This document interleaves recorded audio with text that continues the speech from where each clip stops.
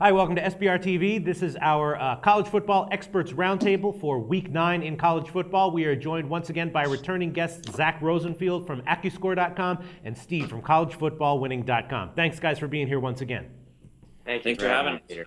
All right, let's get right into it. The first game that we want to talk about is one of your games, Steve, and that's a Thursday night game, Rice at Houston. Now, Houston is, goes without saying, huge favorite, awesome offense. Case Keenum is awesome. They're ranked 18th right now.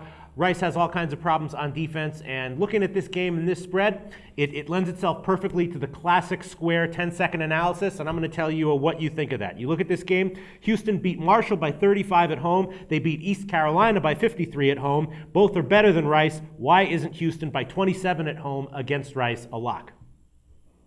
Actually, I might sound like a square here, but I really like Houston here. Sure, Square's been winning this year, cleaning up, or the public, let's say. And this is a revenge game for Houston. This is an intra-city rivalry against Rice. Rice won last year, 34-31, but as you know, that was without Case Keenum. So I think a more like example would be looking to the previous year, 2009, when they had Case Keenum and they played at home, and that final score was 73-14 Houston. So I think as long as we've got that number one passing offense in Houston going up against the number 96 passing defense, this is Houston's second to last game they're playing at home. So it's the second to last time that the Houston fans are going to get to see Case Keenum at home. I find no reason other than the fact that Houston is a prohibitive public favorite. But as you said, the public has been cleaning up this year. I like Houston as long as you can get them just under 4 touchdowns, which is where they are right now. Right, yeah, and another thing that I kind of like, and I don't know if, how do you feel about this, is that when you do have these prolific offenses that, like to show off when they're in the spotlight, I tend to think that they're maybe a better bet as a huge favorite like this in a Thursday night game like this as opposed to a Saturday game that's less high profile. What do you think about that factor?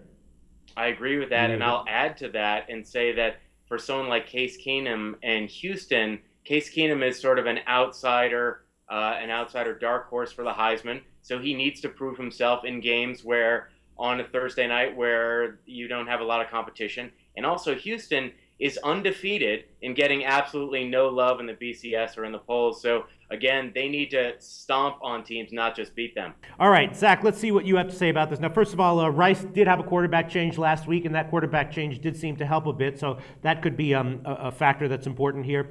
I'm going to reiterate my very compelling 10-second square analysis of this game. Houston beat Marshall by 35 at home, East Carolina by 53 at home. Both are better than Rice. Why isn't Houston minus 27 at home against Rice a lock? Well, why is it or isn't it? Why is it not a lock? It seems like it would be. Well, I don't want to make a case against what you gentlemen just said because I agree with your analysis. If you were to make a case against Houston in this game, it's that this is the time of the year that they've typically struggled over the past couple years in the Kevin Sumlin era. They tend to come back to the field in late October and early November, especially if they get into a conference championship game, haven't performed well in bowl games. So this is the time of year where Houston usually backtracks a little bit. I don't think that's the case this year, but if you're looking for a trend with them under the Sumlin era, something to pay attention to. Also, Houston isn't the world beater that they were 2 years ago when they really did, make teams take notice when they beat Mississippi State and Oklahoma State in the same year. They struggled with the miracle win against Louisiana Tech. Didn't exactly play very well when they played UTEP on a showcase game several weeks ago. That being said, we also like Houston. We like them quite a bit. We have a profitable record with both Houston and Rice this year, combined record of 8-5 in the games that they've played in. So we like the pick, but I'd hesitate to use a lock. I would just say that I like it quite a bit. Okay, all right. The official word on this game is not a lock, but probably a good bet.